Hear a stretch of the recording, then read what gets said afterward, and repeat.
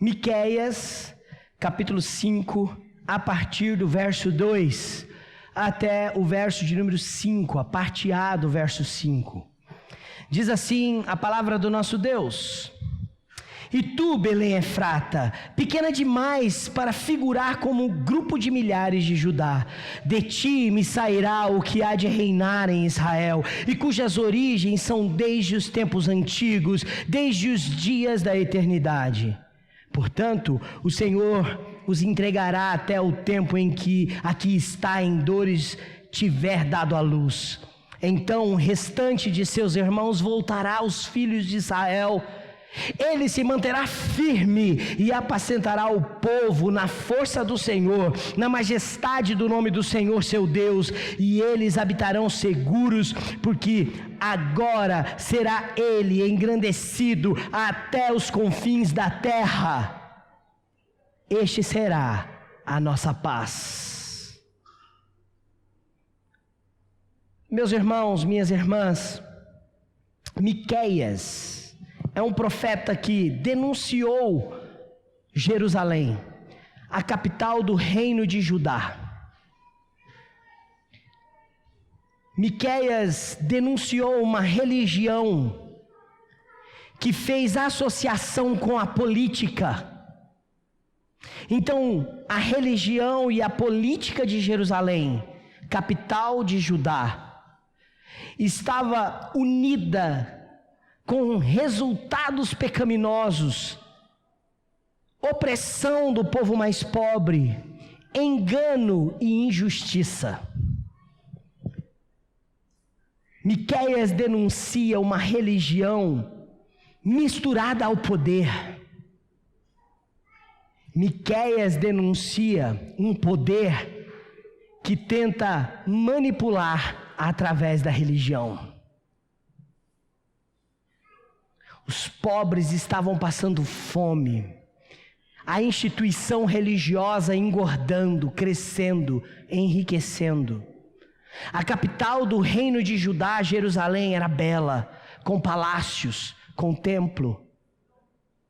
Mas a espiritualidade não era bíblica e verdadeira. A voz de Miqueias precisa clamar hoje e anunciar que existe um novo Senhor, um único Senhor. Ele é que governa, Ele é quem reina. Oséias foi contemporâneo de outros profetas. O profeta Isaías, o profeta Amós, o profeta Oséias. E ele exerceu o seu ministério no período em que o povo de Judá foi levado cativo para o exílio. O profeta Miqueias nunca se encantou com a capital. Ele estava olhando para frente, ele estava olhando para o futuro, ele aguardava um Messias. E ele então passa a anunciar, a fazer o anúncio da vinda do grande rei. Estamos no segundo domingo do Advento. No primeiro, falamos sobre Gênesis e o advento no jardim. A vinda daquele filho da mulher que resolveria o problema do pecado do homem. Hoje, nós vamos ficar com os profetas. E eles vão olhar para frente e vão dizer que virá o grande rei, e ele virá. Por isso a mensagem de Miqueias é uma mensagem que traz esperança, é uma mensagem que anuncia a vinda do rei. Nós também precisamos fazer este anúncio. Este rei já veio, o governo está sobre os seus ombros. Ele é o maravilhoso conselheiro, ele é o Pai da eternidade, ele é o príncipe da paz, Jesus. Eu separei alguns atributos do texto que nós acabamos de ler, sobre atributos deste rei anunciado pelo profeta. Em primeiro lugar, a humildade do rei. Observem o versículo de número 2, onde o profeta diz: e tu, Belém Efrata, pequena demais para figurar como o grupo de milhares de Judá, de ti me sairá o que há de reinar em Israel. O fato do Messias nascer em Belém é algo que liga o Messias diretamente ao rei Davi. De toda a linhagem de Davi, somente Davi e Jesus nasceram em Belém, dos que assumiram o trono. Por isso, em Mateus capítulo 2, quando Herodes percebe que tem magos nobres do Oriente que vieram adorar o rei que nasceu, ele pergunta: de onde sairá esse Messias? De onde ele virá? Mateus capítulo 2, verso 3 e verso 6. Os estudiosos procuram nas escrituras e leem para Herodes. Versículo 3: e tendo ouvido isso, alarmou-se o rei Herodes, e com ele toda Jerusalém. Então, convocando todos os principais sacerdotes e escribas do povo, indagava deles onde o Cristo deveria nascer.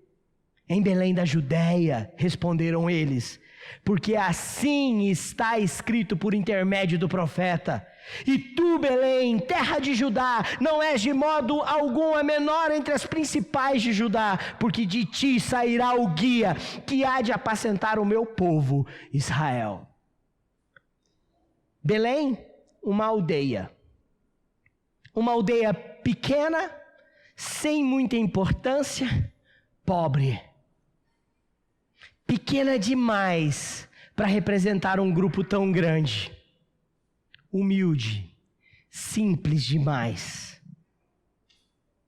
A humilde Belém não é igual à magnífica capital. A capital é suntuosa, cheia de palácios, de poder, de intrigas. Herodes tem fome de poder. Ele mata crianças para perpetuar a sua linhagem. A humilde Belém é pequena demais, simples demais. Ela nem mesmo tem lugar suficiente para abrigar o Salvador. A glória de Deus não se manifestou nas capitais do Império Romano, como Roma, nem muito menos na capital de Judá, Jerusalém. A glória de Deus e o grande rei não nasceu num palácio, mas numa estrebaria. Ele não nasceu num berço de ouro e pompas, sedas e cetim. Ele foi colocado numa simples manjedoura coberta de palha. O grande rei, o poderoso Deus, o soberano dos soberanos, nasceu num lugar que não era terra de nobres, era terra de trabalhadores rurais, pastores do campo, homens sem instrução. Belém representa o grande rei, humilde rei. Assim Jesus é descrito, e o nascimento do Messias é descrito. Ele há de reinar, soberano, mas humilde, poderoso, mas humilde, rico, que um dia se fez pobre, glorioso, mas em estado de humilhação, porque ele não veio para um trono, veio para a cruz. Nós temos um rei que se humilhou por nós, que deixou a sua glória e habitou entre nós. 2 Coríntios, capítulo 8, versículo 9. O apóstolo Paulo lembra a igreja de Coríntios algo maravilhoso sobre o nosso rei. Ele diz: pois conheceis a graça de nosso Senhor Jesus Cristo, que sendo rico se fez pobre por amor de vós, para que pela sua pobreza vos tornasseis ricos. Ele nos fez participantes da sua herança. O humilde rei, que nasceu na humilde aldeia. Uma outra característica e atributo do nosso rei é que a profecia de Miqueias fala da eternidade deste rei.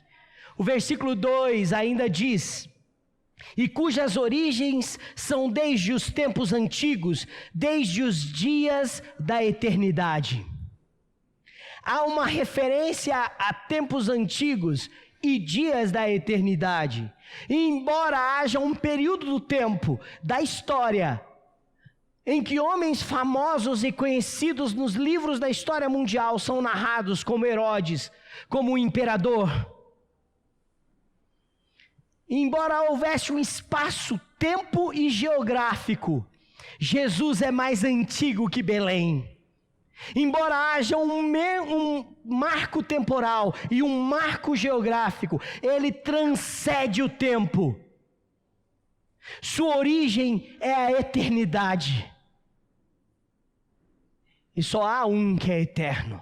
Eterno é Deus.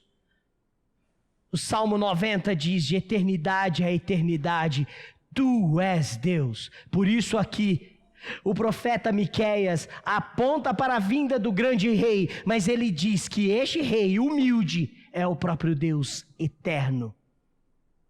Uma das maneiras de se manifestar ao Senhor Deus do Antigo Testamento era o chamando de eterno. Ele é anterior a Davi, ele é anterior a Abraão, ele é o Pai da eternidade, ele é antes dos tempos antigos, ele é o Cordeiro morto antes da fundação do mundo, ele é o princípio de todas as coisas, sem ele nada do que foi feito se fez. Ele é Jesus, o eterno Rei. Colossenses capítulo 1, versículo 15 até o versículo 20, o apóstolo Paulo nos ensina: este Jesus é a imagem do Deus invisível, o primogênito de toda a criação, pois nele foram criadas todas as coisas, nos céus e na terra, as visíveis e as invisíveis, sejam tronos, sejam soberanias, quer principados e potestades, tudo foi criado por meio dele, tudo foi criado para ele. Ele é antes de todas as coisas, nele tudo subsiste. Ele é o cabeça do corpo da igreja, ele é o princípio, o primogênito de entre os mortos, para em todas as coisas ele ter a primazia. Porque aprouve a Deus que nele residisse toda a plenitude, e que havendo feito a paz pelo seu sangue, na sua cruz, por meio dele, reconciliasse consigo mesmo todas as coisas, quer sobre a terra, quer sobre os céus. Ele é eterno, ele é Jesus, o nosso Rei. Tem humildade, mas é eterno. Só Deus é eterno. O Rei eterno é divino. O Messias é o próprio Deus encarnado. Ele é a plenitude de todas as coisas. Terceiro atributo deste rei da profecia, anunciada e anunciando a vinda deste rei, é a humanidade deste rei. Sim, ele é humilde. Sim, ele é eterno. E aqui há um mistério: ele também é humano. Observem o verso de número 3. O verso de número 3, o profeta diz: portanto, o Senhor os entregará até o tempo em que a que está em dor estiver dado à luz. Aqui, uma menção ao domínio assírio sobre o povo de Judá, de que os descendentes de Israel ficariam sobre o domínio de outros impérios, de outros reis, até o dia em que a mulher que sentiu dor de parto dê à luz. Até o marco temporal, até o dia que o homem, nascido de mulher, veio ao mundo. Ao mesmo tempo que é manifestada a sua divindade, é também retratada a sua humanidade. Ao tempo em que a que está com dores tiver dado à luz. Jesus é 100% Deus, mas 100% homem. E este é o mistério da revelação. É este Deus que a Bíblia anuncia. É este rei que nós celebramos na comemoração do Natal. E é este rei que nós devemos anunciar ao mundo. Um rei que se fez homem, que se fez carne. Ele cumpre o advento proclamado no jardim do Éden, Gênesis 3,15, o descendente da mulher que esmagará a cabeça da serpente, e a ferida mortal que ele tiver no calcanhar fará com que ele vença o diabo e a morte. Filipenses capítulo 2, versículo 7. O apóstolo Paulo diz que Jesus se esvaziou a si mesmo, assumindo a forma de servo, tornando-se em semelhança de homens e reconhecido em figura humana. O Criador do universo, o Deus eterno, se fez servo, humilde, mas também se fez figura humana. 100% Deus, 100% homem. Assim como Adão, lá no jardim, nascido sobre a lei, sobre o pacto das obras, que Adão falhou, desobedeceu, pecou, Jesus também nasceu debaixo do mesmo pacto, nascido sobre a lei. Ele é o perfeito homem, porque ele é o perfeito Adão. Ele, no lugar de Adão, não pecou e não pecará. Ele nos representa porque ainda é Deus e porque ainda é homem. Ele é o rei humano, que pode suprir as necessidades dos homens, porque atende a elas, porque prevaleceu sobre elas. Seu nascimento inaugura o seu reino. Gálatas capítulo 4, verso 5, que nós já lemos na liturgia, diz: vindo porém a plenitude do tempo, Deus enviou o seu Filho, nascido de mulher, nascido sobre a lei, para resgatar os que estavam sobre a lei. Ele é o verdadeiro Adão. Ele é o homem perfeito. Ele é o rei perfeito. A quarta característica que eu quero compartilhar com vocês, o quarto atributo que o profeta nos mostra, está no versículo 4. Além de Jesus ser o rei humilde, o rei eterno e o rei humano, ele é o pastor rei. Observem o versículo 4. Olha como Miqueias vai retratá-lo. Ele se manterá firme e apacentará o seu povo na força do Senhor, na majestade do nome do Senhor seu Deus. Eles habitarão seguros, porque agora será ele engrandecido até os confins da terra. Jesus é o rei pastor, que apacenta o seu povo. O verbo apacentará mostra que o rei não estará apenas num trono. Ele está num trono de glória. Ele não está apenas no seu trono, distante, lá no céu, como nós acabamos de cantar com a música. Ele está com o seu povo, no meio do seu povo. Ele é o rei pastor que caminha com as ovelhas, que anda com o seu povo. É impossível ouvir o versículo 4 e não lembrar do Salmo 23. O Senhor é o meu pastor e nada me faltará. Ele me faz repousar em pastos verdejantes, guia-me por águas tranquilas, me faz andar num caminho de justiça por causa do amor do seu nome. E ainda que eu ande num vale sombrio de perigos e morte, eu não temerei, porque Ele está comigo.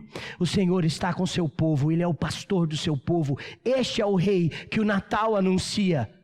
Este é o anúncio profético de um grande rei, aquele que pastoreia o seu povo, que cuida do seu povo como um pastor cuida de ovelhas. Isaías 40, versículo 11, Isaías contemporâneo de Miqueias, viveram na mesma época, exerceram o ministério no mesmo tempo.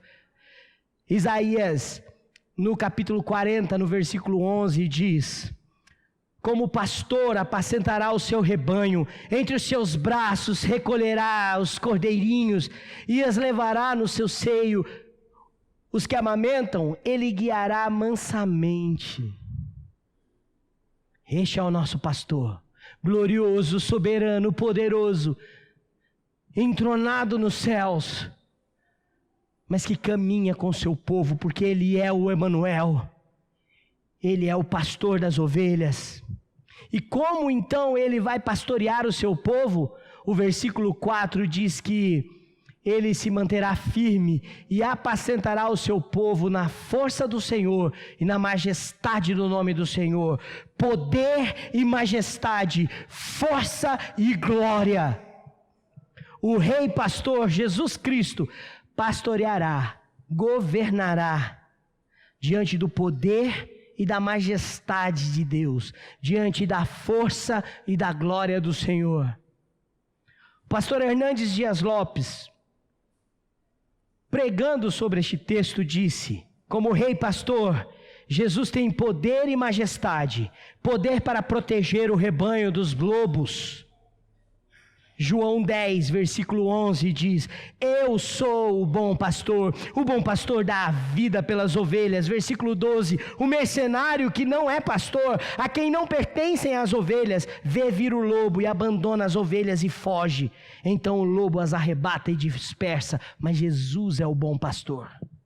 Ele não abandona as suas ovelhas, ele dá a vida por elas. Eles a protegem no poder e na força do Senhor. Jesus também pastoreia com a majestade para triunfar sobre todos os inimigos que tentam destruir o seu rebanho. Ele protege sua igreja das investidas do inimigo e do furor do mundo. O Rei Pastor será engrandecido, porque ele vai pastorear além das fronteiras étnicas de Israel. Ele vai pastorear até os confins do mundo, os confins da terra, como diz o versículo 4.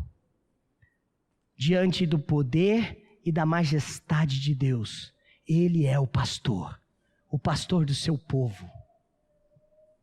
Um quinto atributo sobre o rei anunciado, além deste rei ser o rei humilde, dele ser o rei eterno, dele ser o rei humano, dele ser o pastor que reina, ele também é o rei da paz. Observe o versículo 5. Este será a nossa paz. Jesus é o príncipe da paz. Foi assim que ele foi anunciado pelo profeta Isaías. No Antigo Testamento, paz significa algo que vai além da ausência de guerra.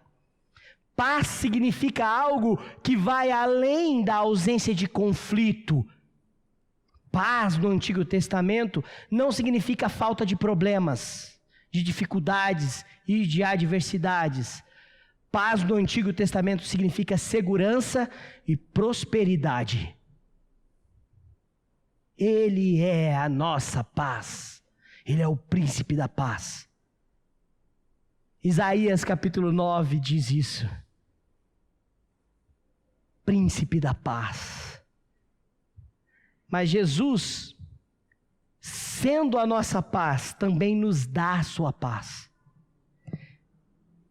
Irmãos, eu preciso que você entenda algo sobre o papel deste rei. Nós não éramos súditos dele. Nós pertencíamos a um outro governo e éramos escravos deste governo das trevas. Éramos rebeldes e inimigos deste rei. Então ele nos reconciliou consigo mesmo. Ele é um rei de paz. Efésios capítulo 2, versículo 14 até o verso 17. Paulo tem tanto entendimento da obra de Cristo, que ele escreve um texto apaixonado, que eu gostaria de ler para vocês. Efésios 2, 14 a 17. Porque Ele é a nossa paz, o qual de ambos fez um, e tendo derribado a parede da separação que estava no meio, a inimizade, aboliu na sua carne a lei dos mandamentos na forma de ordenanças, para que dos dois criasse em si mesmo um novo homem, fazendo a paz, e reconciliasse ambos em um só corpo com Deus. Jesus nos reconciliou com Deus, fez as pazes. Jesus é a nossa paz, pois Ele resolveu o conflito da nossa rebeldia contra Ele mesmo. Ele é o Rei da paz. O versículo 17 de Efésios ainda diz: e vindo, evangelizou paz a vós outros que estáveis longe, e paz também aos que estavam perto. Ele é a nossa paz. Ele nos dá a sua paz. Nós não encontramos essa paz nas circunstâncias do mundo. Nós não encontramos esta paz em governantes deste mundo, como Jerusalém tentou fazer, se aliando politicamente ao governo. Nós não encontramos essa paz em pessoas, não encontramos essa paz em circunstâncias, não encontramos essa paz em nenhum outro lugar, porque só Jesus é a nossa paz. João 14, 27, Jesus diz: deixo-vos a paz, a minha paz vos dou, eu não vos dou como o mundo a dá. Não se turbe o vosso coração, não fiquem com medo, eu vos dou a minha paz. Por isso, meus irmãos, neste período do Natal, eu convido que nós nos levantemos como Miqueias, uma voz profética, para anunciar a vinda de um grande rei que já veio no tempo certo, nascido de uma mulher, homem, mas Deus, eterno, rei glorioso e poderoso, mas humilde, pastor, príncipe da paz, Jesus. Que Ele reine no meu coração, que Ele reine no seu coração, que esta seja a mensagem da igreja que proclama o Rei dos Reis, Jesus Cristo.